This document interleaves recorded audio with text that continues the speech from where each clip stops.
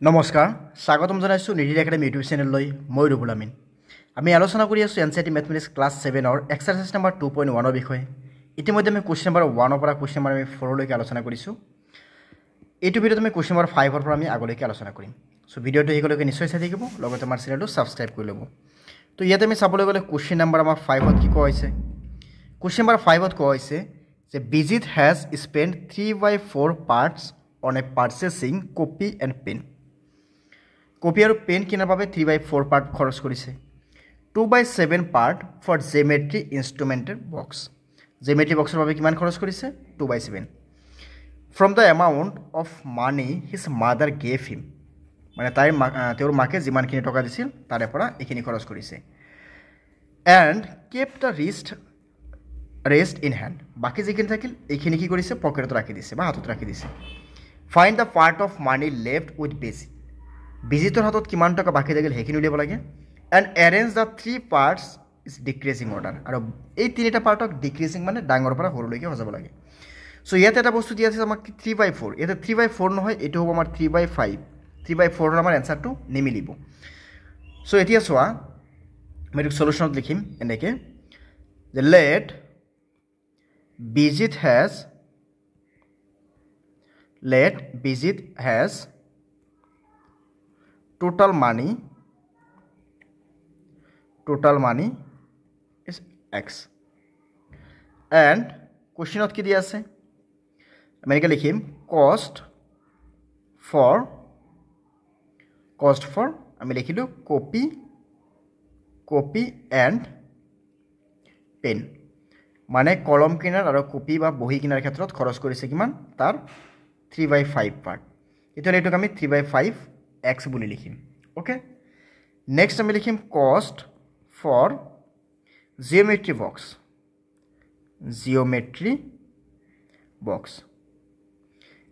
বক্সৰ বাবে খৰচ কিমান কৰিছে 2/7 part so 2/7 x so therefore rest of money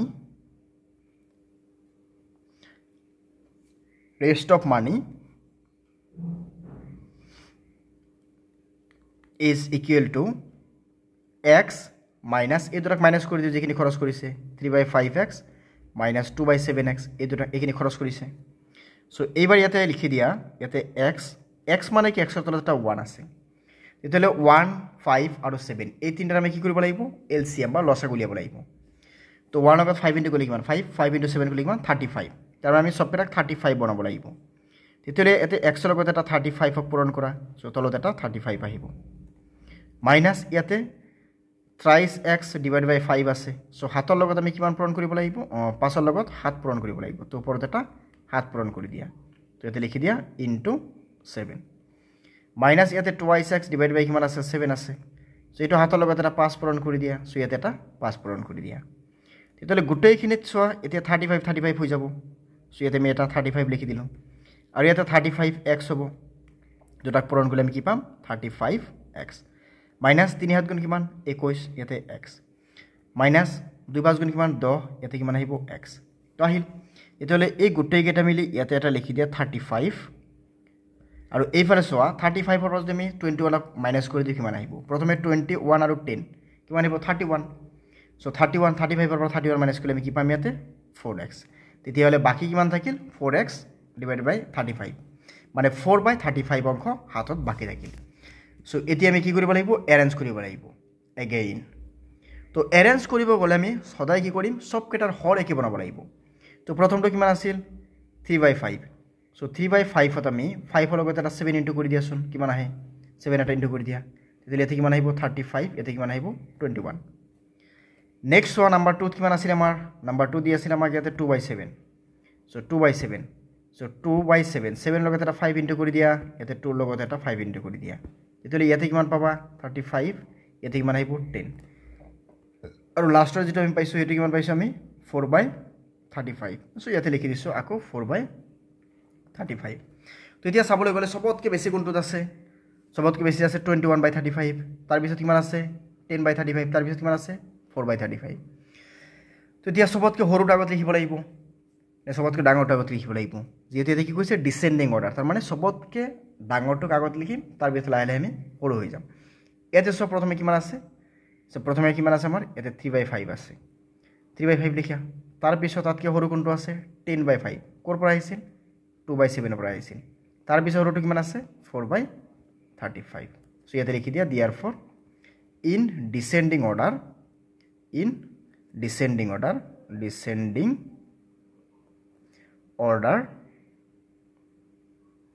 কিমান আহিল এইটো আহিল ওকে সো এইটো হৈ গ'ল কুৱেশ্যন নম্বৰ 5 ৰ এনসাৰ সো নেক্সট চোৱা কুৱেশ্যন নম্বৰ 6 ত কি কৈছে কুৱেশ্যন নম্বৰ 6 ত দিয়া আছে ইয়াতে যে Shamali reads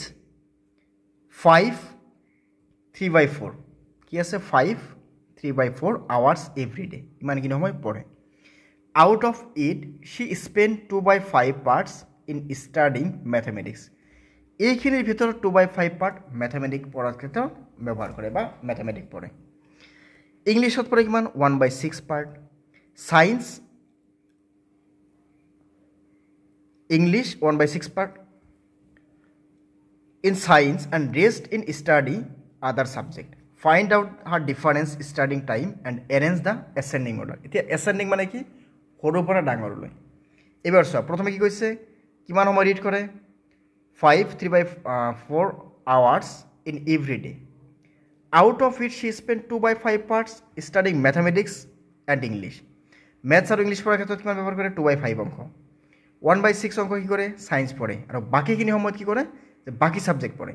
তো প্ৰথমে আমি কি কৰিব লাগিব এই বাকি সময়খিনি আমি উলিয়াব লাগিব সো আমি একাদৰে ইয়াতে লিখিম সলিউশন সো ইয়াতে লিখা প্ৰথমে যে given total time for study বাবে total time কিমান ইউজ কৰিছিল 5/3/4 okay so now কি কৰিছে for mathematics and english for mathematics and english mathematics আৰু ইংলিশ বাবে কিমান 2/5 পার্টস কার এইখিনিত কিমান আছে 5/3/4 আছে সো এটো ক্যালকুলেট কৰি দিয়া কিবাৰে তেতিয়ালে এটো কিমান থাকিব 2/5 থাকিব এটোক আমি কি লিখিম ইয়াতে কিমান আহিব 4 আৰু এতে 5 4 গুণ কিমান আহিব 20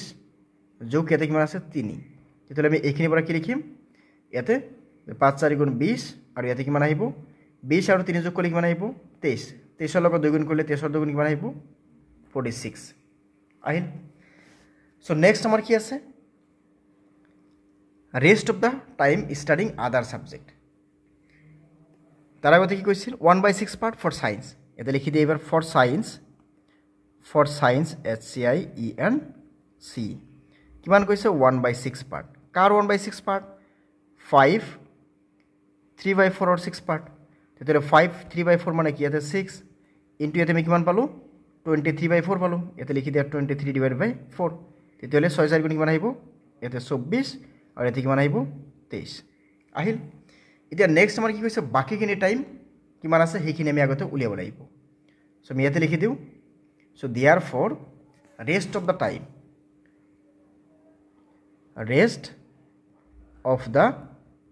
time বাকি সময় কিমান থাকিব তেতিয়ালে ইয়াতে 5/3/4 ৰ পৰা আমি মাইনাস কৰিব লাগিব কিমান এটা আছে আমাৰ 2/5 যত ম্যাথছ আৰু সায়েন্স ইংলিশ পঢ়ে আৰু এটা আছে 1/6 যত কি পঢ়ে সায়েন্স পঢ়ে এতে এটো 5 ক আমি এটো কি লিখিব পাৰি 3/4 এতে 4 5 4 গুণ 20 আৰু 3 কিমান আহিব 23 যেটা আমি ইতিমধ্যে উলাইছো 23 মাইনাস এতে কিমান আছে 2/5 মাইনাস এতে কিমান আছে 1/6 সো এতিয়া 2/5 1/6 তো সো গোটেই কেইটা আমি কি কৰিব লাগিব প্ৰথমে এলসিএম উলিয়াব লাগিব এলসিএম কিমান আহিব 30 আহিব 30 আহিব কেনেকৈ আহিব 30 আমি চাবলৈ গলে ইয়াতে আমি ৰাইট সাইডত ইয়াতে লিখিছো নৰমালি ৰাইট সাইডত আমি এনেকৈ লিখিব নালাগে কিন্তু ইয়াতে ৰাইট সাইডত লিখিছো যেটো আমাৰ ইয়াতে ক্যালকুলেশন কৰাৰ অলপ ঠাই কম হৈ আছে তো দেখি আছে 4 আছে ইয়াতে কিমান আছে 6 আছে আৰু এটা 5 আছে এটা 5 আছে এটা 6 আছে তবে 2 এর হরণ করলে 2 যাব এতে কিবার 2 বার 2 যাব এতে না যায় 2 এতে 3 বার আকৌ আমি 2 এর হরণ করলে 2 যাব কিবার একবার 5 এর মাজত না যায় 3 মাজত না যায় এতে 3 যাব কিবার এতে 5 এর মাজত না যায় একবার যাব আকৌ ইয়াতে 5 যাব কেইবাৰ ইয়াতে একবাৰ একবাৰ একবাৰ তেতিয়াহ'লে 2 2 4 ইয়াতে কি আহি আছে 2 * 2 * 3 * 5 তেতিয়াহ'লে 2 2 4 4 ইয়াতে কিমান আছে 3 ইয়াতে কিমান আছে 5 তো চোৱা ইয়াতে কিমান আহিব তেতিয়াহ'লে আমি কিমান পাই আছো ইয়াতে কিমান আছিল 2 আছিল সৰি 4 আছিল 5 আছিল 6 আছিল তেলে 2 যাব ইয়াতে কিবার 2 বার 2 বার গল আর ইয়াতে কিবার গল 3 বার গল এতে 2 গল কিবার একবার 2 3 মাজত না যায় এতে 3 যাব কিবার একবার 5 যাব কিবার একবার ওকে তৃতীয় হলে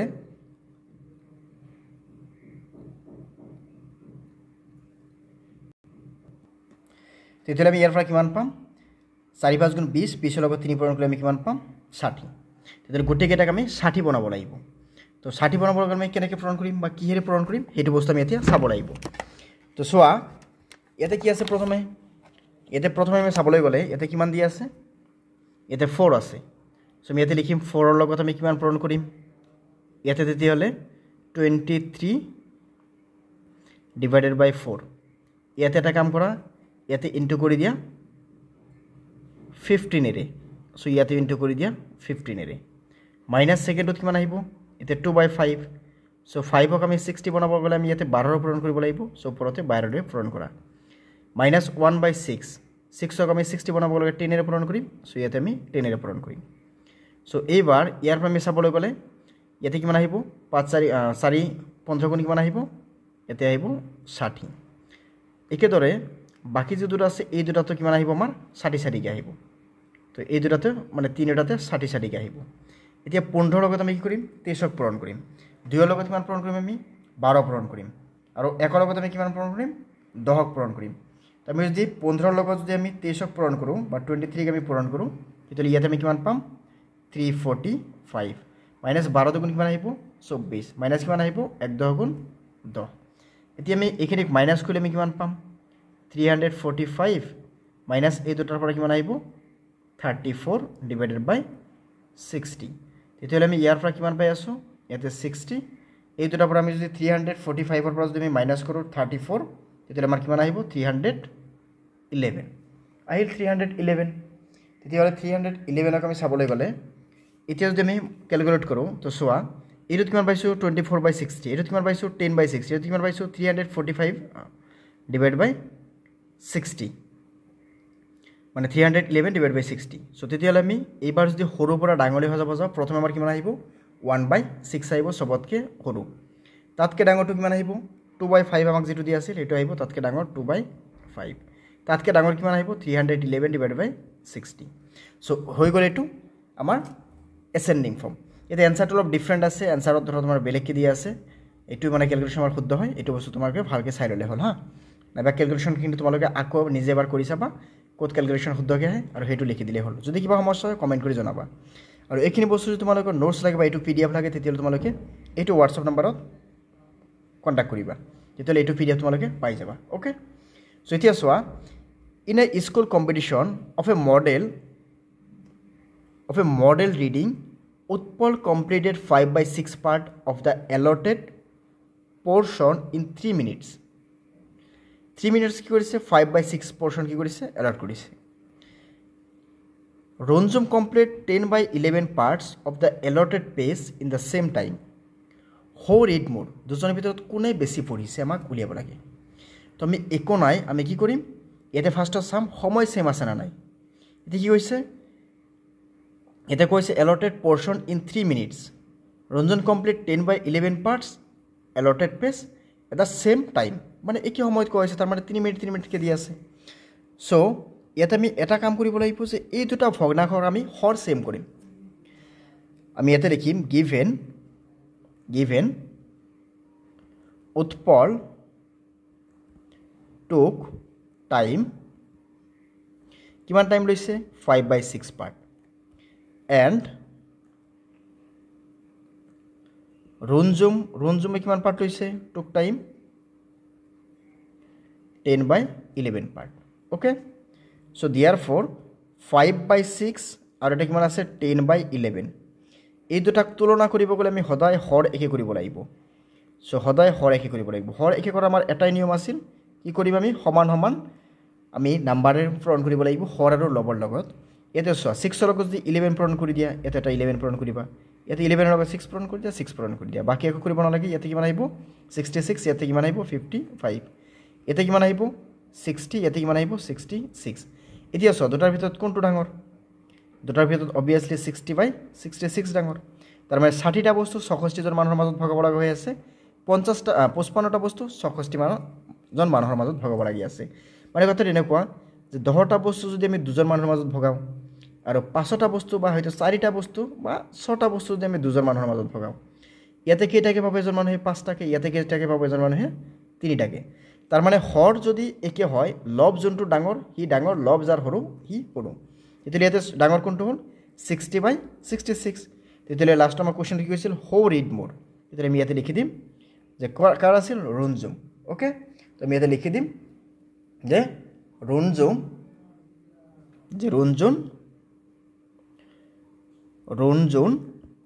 ৰিড more than উৎপল তাৰ মানে ৰুনজুনে বেছিকে পঢ়িল উৎপলতকে ওকে সো নেক্সট আমি কোৱেশ্চন নাম্বাৰ 8 তো সো কোৱেশ্চন নাম্বাৰ 8 ত কি কৈছে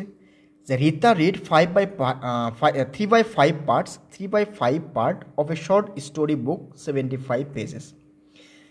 75 পেজৰ ভিতৰত 3/5 parts কি কৰিছে পঢ়িছে how many pages of their book are left কিমানটা পেজ বাকি আছে পঢ়াৰ ক্ষেত্ৰত সো এটো বহুত ইন্টাৰেস্টিং হয় এটোক আমি সলভ কৰিম এনেকে তো সোয়া মানে কি লিখিম যে given total number of pages the total n দি কিনে ডট দিলে নাম্বার বোঝায় হ্যাঁ total number of pages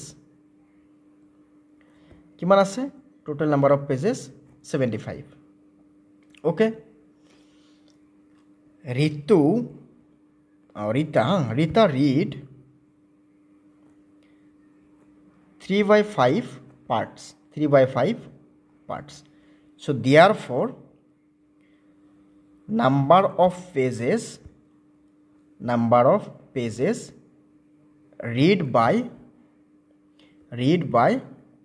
Rita okay read by Rita তেতিয়ালে 3/5 ৰ লগত আমি ইনটু কৰিব লাগিব কাৰ 75 তো সোয়া 575 ৰ মাজত কেইবাৰ যাব 575 ৰ মাজত এতে সোয়া 75 ৰ মাজত আমি 5 এৰ হৰণ কৰো 5 যাব কিবাৰ একবাৰ গলে কিমান 5 বাকি থাকিল কিমান 2 আৰু পাছত 25 পইচাৰ মাজত কিবাৰ যাব 5 বাৰ যাব 5 বাৰ গলে 25 তাৰ মানে ইনটু 15 তেতিয়ালে কিমান আহিব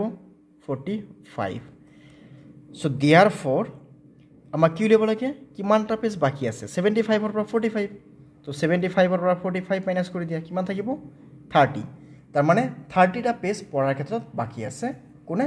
ৰীতা সো আমি ইয়াতে লিখিম সো therefore number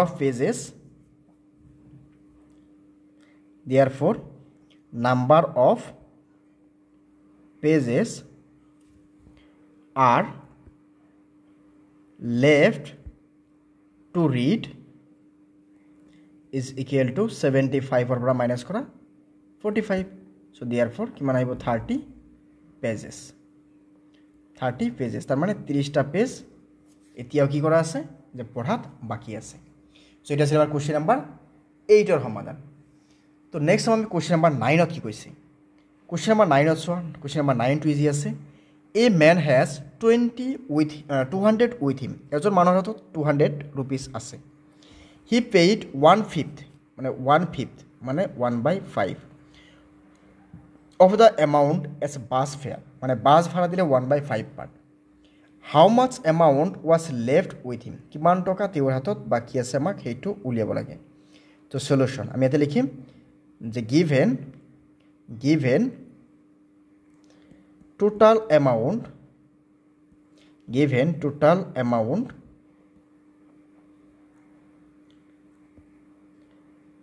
is কিমান আছে total amount কিমান আছে 200 rupees okay bus fare কিমান আছে bus fare ইয়াতে কৈছে 1/5 of the amount কিমান আছে 200 ৰ তেতিয়াহ'লে ইয়াতে লিখা 1/5 ইনটু 200 চ' 200ৰ মাজত ইয়াতে 5 কিবাৰ যাব 520ৰ মাজত কিবাৰ যাব 4 বাৰ আৰু এটা 0 আছে চ' 0 40 বাৰ তাৰমানে 40 টকা বাছ ভাড়া গ'ল চ' দিয়াৰ for total amount left the man is কিমান টকা বাকি থাকিব তেতিয়াহ'লে ইয়াতে 200ৰ পৰা আমি কি কৰিম 40ক মাইনাছ কৰি দিম কিমান আহিব তেতিয়াহ'লে 160 rupees তেতিয়াহ'লে 104 টকা মানুহজনৰ হাতত থাকিব নেক্সট এবাৰ চাম আমি কুৱেশ্যন নম্বৰ 10 কুৱেশ্যন নম্বৰ 10ত কি কৈছে out of 2 water tank Ronju's house each had 500 liters of water out of 2 water tanks দুটাৰ ভিতৰত কি কৰিছে এটাত 500 কে আছে at the morning time 3/5 parts of water in one tank was used for bathing and washing এটা ট্যাঙ্কিৰ পৰা 3/5 parts পানী কি কৰিছে বাথিং মানে গা ধোৱাৰ ক্ষেত্ৰত আৰু কাপোৰ ধোৱাৰ ক্ষেত্ৰত ব্যৱহাৰ কৰা হৈছে 1/4 part of water of the other tank দ্বিতীয়টো যেটো আছিল হেতু ট্যাঙ্কৰ পৰা 1/4 part কি কৰা হৈছে ইউজ কৰা হৈছে কুকিং কৰাৰ ক্ষেত্ৰত মানে খানা বনোৱাৰ ক্ষেত্ৰত what is the total water remaining in the two tanks দুটা মিলি কেনে কিমান তেতিয়ালে পানী বাকি আছে আমাক হেতু উলিয়াব লাগে তো কোশ্চেন নাম্বার এটো 10 আমি সমাধান কৰিম সো কোশ্চেন নাম্বার 10 তো ইয়াতে কি আছে এতে 500 লিটারস কি আছে আমি এনেকে লিখিম যে given capacity of each tank এটা প্রতিটো ট্যাঙ্কৰ ক্যাপাসিটি কিমান কি আছে 500 লিটাৰ কি আছে okay so now using for কি কৰিছে bathing and washing so using for bathing and washing ৰ বাবে কিমান টকা খৰচ কৰিছে ইয়াতে কিমানখিনি পানী খৰচ কৰিছে 3/5 কাৰ 3/5 of 500 liters ইয়াৰ তেতিয়ালে 3/5 into 500 so 500 মাজত কি বাৰ যাব 500 ৰ মাজত 100 times so 100 তাৰ মানে কিমান আহিব 300 liters okay and 1/4 part of water in the other tank দ্বিতীয়টো ট্যাঙ্কৰ পৰা 1/4 again using for cooking কিমান 1/4 হিটু ট্যাঙ্কৰ ক্যাপাসিটি কিমান আছিল 500 কি আছিল তেতিয়ালে ইয়াতে আমি 500 ক যদি আমি 4 ৰে ডিভাইড কৰো কিমান আহিব চোৱাচোন একবাৰ যাব একবাৰ গলে কিমান 4 আৰু থাকিব কিমান 1 ইয়াৰ পৰা এটা 0 নমাই আনিলো তেতিয়ালে কিবাৰ যাব এতিয়া দুইবাৰ গলে কিমান 8 তেতিয়ালে 2 ইয়াৰ পৰা 0 নামি আহিল তেতিয়ালে ইয়াতে কিবাৰ যাব 5 টাইমস তো 125 লিটাৰ তেতিয়ালে এটাত খৰচ কৰিলে কিমান 300 লিটাৰ এটাত খৰচ কৰিলে কিমান 125 লিটাৰ সো আমাক কি কৈছে ইয়াতে কিমান পানী বাকি আছে আমাক হেইখিনি উলিয়াব লাগে তো সোয়া এটা 300 এটা কিমান আছে 125 এতে কোৱাইছিল and 1/4 part of water of the other tank was used for cooking what is the total water remaining in two tanks তেতিয়াহলে আমি এইবাৰ চাম so therefore total used of water কিমান আছে এটাত আছে 300 লিটাৰ ইউজ কৰিছে আৰু আনটোত কিমান 125 লিটাৰ সো দুটাক আমি প্লাস কৰিলে কিমান পাম 450 লিটাৰস এতিয়া সব কোশ্চেনত কি কৈছে out of the two water tanks মানে দুটা ইচ হ্যাড 500 লিটাৰস দুটাৰ ভিতৰত এটাত কিমান কি আছিল 500 লিটাৰ কি আছিল of water in the morning তো এইটো ক্ষেত্ৰত আমি চাবলৈ গলে তেতিয়ালে 450 ইয়াতে ইউজ হৈ গল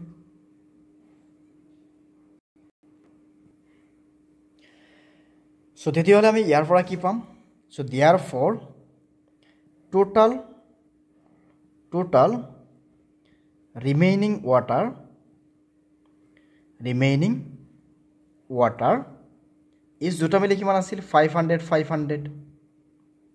ইয়াৰ পৰা খৰচ হ'ল কিমান 450 লিটাৰ্ছ তেতিয়াহ'লে 1000 মাইনাছ 450 লিটাৰ্ছ তেতিয়াহ'লে আমি ইয়াৰ পৰা কিমান পাম 550 লিটাৰ্ছ আমাৰ বাকী থাকিব অ'কে চ' এইটো আছিল আমাৰ কুৱেশ্যন নম্বৰ 10ৰ সমাধান